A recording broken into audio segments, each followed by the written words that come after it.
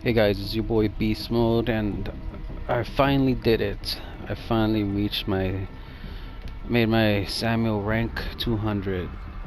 Took me a while since the last video, a whole 25 ranks from 175, but I finally did it. It's a tough, long road, but I also managed to get this awesome new skin that he's got, the freaking Joker skin. This thing is pretty badass. I'm glad they gave him this. I think the other good one that we got was Jan. She kind of has like the Harley Quinn look. But yeah, I think he's got like the best one. This is pretty awesome. Um, I was able to finally test out all the abilities that he's got. Finally work on a build that pretty much works for him. And honestly, I think this is probably the best build that you can possibly run on Sam uh, at this time. I think is the build that I got is pretty good, and I'll try to explain a little bit about it, what I've been able to find, um, how I play Sam, how I've been playing him at least. Um, so moving on to his skills, so I went back to Immortal. Um, I know that it kind of goes against like his new ability, Limit Break. And you could run technique if you want to. Like I said, I like it. You pound damage, especially with this kind of build that you got. When we move on to equipment, I'll talk a little bit more about that. It'll still work, but the reason Immortal, the thing is, what I've noticed people, I don't like that people say that you're working with a double-edged sword. It's you don't have to play Sam with like the lowest health, like being in red. It's like you don't have to play him like that. I think that's a misconception that's how you're supposed to play him when you're running limit break. I don't think that's correct. Like the whole thing is that in a game, right? You're gonna get hit. You're not gonna play a perfect game like not being touched. And if you're not being touched, then you're winning anyways, right? So it doesn't really matter if you're low health, full health, like it's really irrelevant. Like, if you're full health, you're winning anyways. If you're getting touched, you're getting boosted. So I think Immortal's pretty good with this build, just because you can also modify his health. Like let's say you're going in red, right? You're about to die. You don't have no herbs. Immortal just comes through. You can modify it to where you want to be. Like you can go all the way to half health, um, to increase your damage, so you're not at the full health, and you're just at basic damage, right? So I like Immortal just because you can modify where you want to be at. You can just cancel out your Immortal either way. Another thing I like about Immortal is that it's pretty good against um, like guns. I think that's one thing that it does have against technique, is that Immortal, I mean, you just activate and then just start running around, collecting stuff, doing stuff. You're not gonna die to like guns, like Nikolai or even a Spencer, right? Or like, let's say maybe a bunch of trap Alex. I mean, you could just run into a room and pretty much not die. You can survive it, right? I think that's the advantage that Immortal has over technique. Like you're gonna be able to clear a room with technique for sure. Not with Immortal, but there's some things, pros and cons for both of them. But I mean, I feel like I've seen a big increase in freaking Nikolais. I think there's been a lot of Nikolais with this new passive using creatures, but they're still using guns. But with this one, I feel like he's good all around. That he's gonna be able to take care of creatures anyways, because I mean he's a melee guy. You put a creature, he'll just destroy it anyways. And if there's guns, I mean they're gonna shoot at him, but I mean he's still gonna be recovering anyway. So I think that's pretty good to have. So moving on to the next one, recover. Um, Honestly, I've been testing a speed loader, and Speed loader is pretty damn good. Um, so the speed loader gives you like about a 2 to 3 second like super increase for a chances of critical hit. Um, Honestly, I've been back and forth with recover and speed loader. It's actually really good. So what you do with speed loader is you pretty much just dash punch and switch into like your melee weapon, and pretty much your the hit that you're gonna do is gonna be a crit. It's either gonna be a crit or a freaking a finisher move. That's basically what's gonna happen after you use a speed loader, and you have like 2 to 3 seconds to complete that. So right after your dash punch, you just switch into your melee and just hit him with the melee attack, and it's basically gonna be a crit, whatever you do, or a finisher move to any creature, basically. Um, the only reason I'm going with recover right now is because I feel like it just helps so much with infection. Like it gives you like that 2 to 3 seconds of like kind of like immunity. Like I mean, you face like a lot of infected zombies all the time, and as long as you're dash punching and you're gonna be recovering your infection as it's going up, so you're basically gonna be staying the same, so it's not going up. So I think that's one of the things that it has over speed loader. Um, Another thing is it also helps, when you're like in red. Like it's pretty good if you're in red for his damage wise, but it's not so good because you're probably gonna die. So it's good to heal just a little bit of health, like just enough. Like if you're in red and you dash punch something, you're gonna recover maybe about 100, 150, maybe, possibly. Um, that's a good bit of health. That's gonna probably put you in orange. Uh, so I mean that's a I've been going back and forth. Speed loader, it's been pretty damn good too. This also worked with the crit chance for the shotgun, which is another way that I've been playing my Sam. Like I usually grab a gun against certain masterminds um, when I need to, and the bonus part is that it pretty much reloads your gun, especially shotguns. It's gonna take a while, but with this one, you just auto reload the whole thing. So you dash punch something, you get the 2 seconds, and then you basically switch to the melee, or you can switch to your gun, and the gun's gonna do basically crit damage, anyways. Um, so I like it because it doesn't matter where the damage is gonna be coming from. It's just gonna give you the crit chance, either gun or melee. So moving on to the next one, his new personal skill. Now, limit break is, I'm gonna say it's fucking broken. It's actually pretty fucking good. So, like I was testing like all of them to see like what the damage was for all of them. So I was able to see that Unstoppable gives you basically no damage increase at all. Like this one's just basic. It kind of sucks. Like yeah, you get no knockback, but you really get no damage increase out of this one. Focus gives you about 300 extra damage. Blunt Force gives you about 500 from what I was able to test. So Limit Break, when you're at full health, is basically unstoppable. Like you're just basic, nothing. If you get touched, maybe like about, I'm gonna say 15 to 20% of your health, like you're still in green, you're already doing focus damage right here. You're doing about 1200, 1300 right here.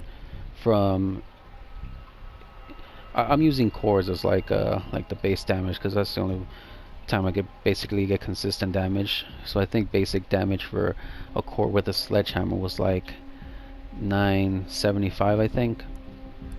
So with like a, I think focus did about 13 to 1200 maybe.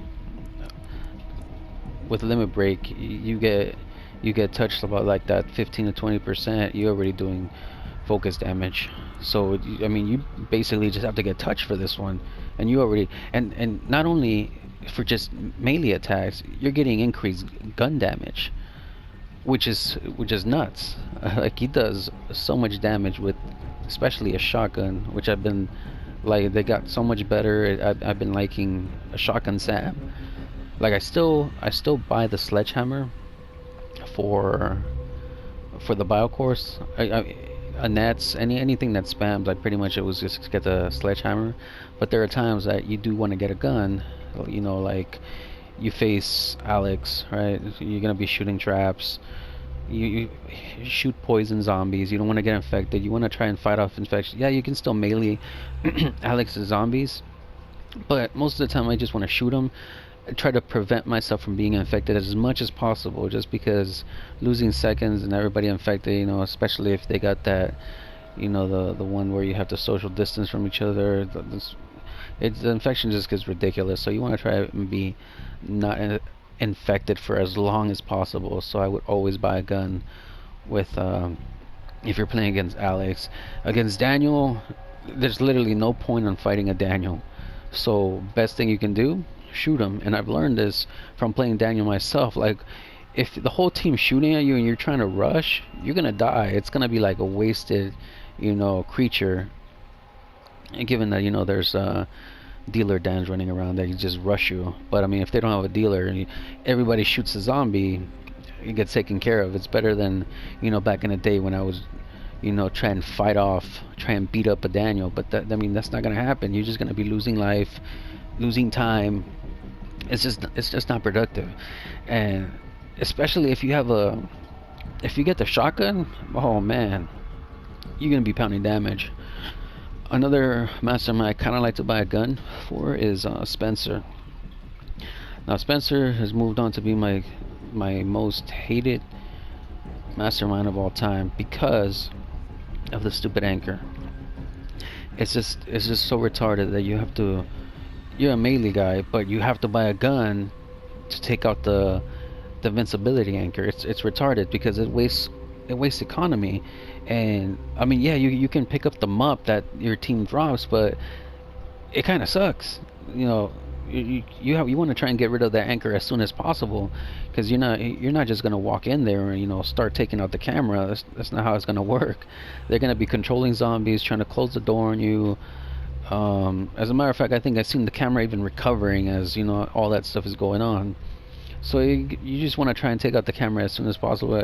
I mean, obviously it's better if you have a Jan to do it, but a lot of the times you might not even have a Jan, so everybody's got to shoot the camera. And, you know, there's time like if you're solo queue, some people don't know what to do against that.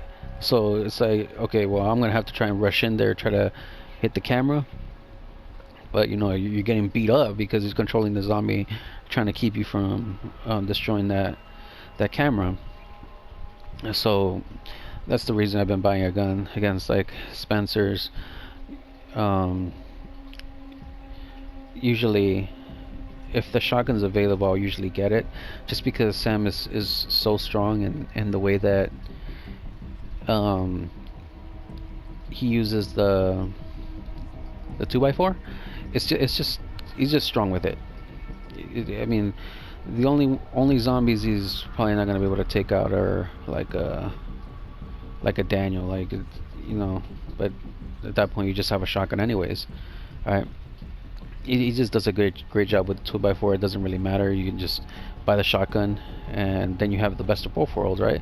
You have a melee god here, or now you almost have like a pretty much a shooter god. You pretty much basically have a Becca here as well. So you have a powerful melee guy, and then you have a guy that's also almost as good as a Becca with as far as shooting goes, all because of limit break. So if you're at half health, now you're doing blunt force damage. You're basically doing blunt force damage if you're at half health, from what I was able to tell. Maybe even a little bit stronger. If you go to let's say maybe 25% of his health, like you're still in orange, 25 to 30%. If you're still in orange, you just surpass blunt force. You, it's just so good because it doesn't deplete your melee weapon. It doesn't deplete it. Like it because the depletion is this. That's what really killed Sam, like earlier when we only had these three. Like he really didn't have the power. But now he's got this one. Half health, he's doing blunt force damage. He goes about 25 to 30% of his health. He surpasses blunt force. Like completely surpasses it. And if he's in red, he's doing massive damage. Like just it's almost like his regular damage is like crit damage when he's in red. It's freaking insane. And not only with the sledgehammer or any melee weapon, this is with guns. His power just increases with guns, and he does a very good job with the shotgun. Like I think I've seen zombies get hit like right in the head with a shotgun for up to like 4,000 damage, 4 or 5,000 damage, like headshots with the shotgun, like really freaking good. So, but like I said, you don't. I feel like don't think that you have to play Sam to be in red to get value out of this. That's not how it's supposed to go. That's not how you're supposed to play him. You're gonna get hit throughout the game, but doesn't mean that you have to play him in red. He's gonna be strong anyways. As soon as he gets hit the first time, he already powered up. He's already powered up. So I think this is a pretty good addition. I mean, I feel like it's got the downside of lowering health, kind of, because if it didn't have that clause, then it'd probably be too broken or insane. So, I think it's kind of balanced, in the way that the way that they did it. At least he gets his power back. But yeah, I think this limit break is pretty freaking broken. So enough of that. Let's move on to the next one, Last Stand, which is pretty much the same restrictions or requirements as limit break. I mean, I feel like it's pretty good. As if like I said, if I'm in red, this thing is going to be accumulating even faster, which is going to get my Immortal up faster to help me heal back to at least half health, right? If I need to, or maybe full health, depending on where you're at in the game or how badly you need that damage. Surge is probably like the next best one, I think. But for now, I've been playing The Last Stand. I feel like I've been getting it enough, just because when you're like in danger and you really need there are times when you just feel like, damn, I really wish I would have my my fever skill now. This really helps out. Like it just increases the rate that you'll have it, especially when you need it the most, especially. But yeah, so now let's move on to the equipment. So this is why I believe that this is the best build for Samuel. So what I did is I put every crit ability or equipment I was able to put on him to make it more consistent in the way that he crits. So dog tags, you already know. It moderately increases the chances of landing a critical hit, and slightly increases the power of melee and firearms. So it's a super plus here, because this one, it makes the crit chances, like, it doesn't matter where it's going to be coming from, either gun or melee. So the dog tag is super good, plus increasing the power of his melee and guns. Two things that you're basically going to be using a lot of the times, right? And then, I mean, you could go for the long barrel to get the gun crit, but Sam is basically a melee guy. You want to get that power from the melee, because there are times when you're gonna need the melee. You're gonna need a melee guy. You know, like when there's too many zombies. Honestly, I feel like guns can't really do the job like melee can. I feel like melee just is just so good at clearing a room, unless you're like Becca, right? If you're like Becca, then with her fever, then you're pretty much golden. Um, so I think having these three, you know, basically what this does is either every hit or every other hit is going to be a crit chance, and then increasing the crit damage, you know, that he's going to do makes it more devastating, right? So my theory is, okay, so when you start out you're going to be full health, right? So what's the next best thing? Doing crit damage. So either you're going to be critting everything while he's in full health, so he's going to be a base damage at full health, and he's just going to be doing crit damage all the time, right? So he's going to be strong anyways just because he's doing crit damage. And then if he's getting hit and if he goes to half health, or you know, any type of lowered health, he's just going to be doing massive damage. What I was testing to the cores is, if he's in red and I have all this stuff, he was doing about 5,000 damage to a core. That is freaking nuts. That was with a sledgehammer too, though. I think with a shotgun he was doing about 4,000 with crit damage. Given it's not so consistent with a weapon, because you only have this one that increases crit chance, and then the power. I mean, this one will increase the either melee damage or weapon damage, or gun damage. I mean, so that it won't matter. So that it's good for both of them, you know. But as far as guns, you only have this one to increase it. So yeah, at least you have a moderate chance of getting a crit chance with like a shotgun, but it's still gonna do massive damage, like if he's in red. So I think this is the way to kind of run this type of SAM. And the theory is, like I said, you know, you're gonna start at full health, and every hit is basically gonna be a crit. It's either gonna be a crit, you know, or maybe every other hit's gonna be a crit, but you're gonna do a lot of damage regardless, you know, without limit break in the beginning. And once limit break starts kicking in, you're gonna keep doing even massive damage with this setup, just because you're doing massive damage with his ability, plus the damage that you're gonna be getting off a crit. And then this one will just increase the damage even more, right? So I forgot what else was I gonna mention. I think that this is gonna be the new way to play them. You don't have to play Sam in the red. I know people keep saying that. I feel like it's just people that don't really play Sam that say that, you know, because I mean they probably play another character, and I mean, you in the beginning, I mean, you might only see, you know, yeah, to get any kind of value, you're gonna have to play this, right? You're gonna play it in red, but that's not how you're supposed to play them.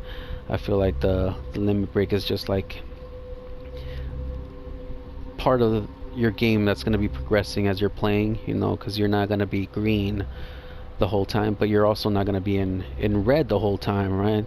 And even half health, if you're at half health, you're still going to be super powerful. Blunt force damage, maybe even stronger than blunt force damage. And but yeah, this is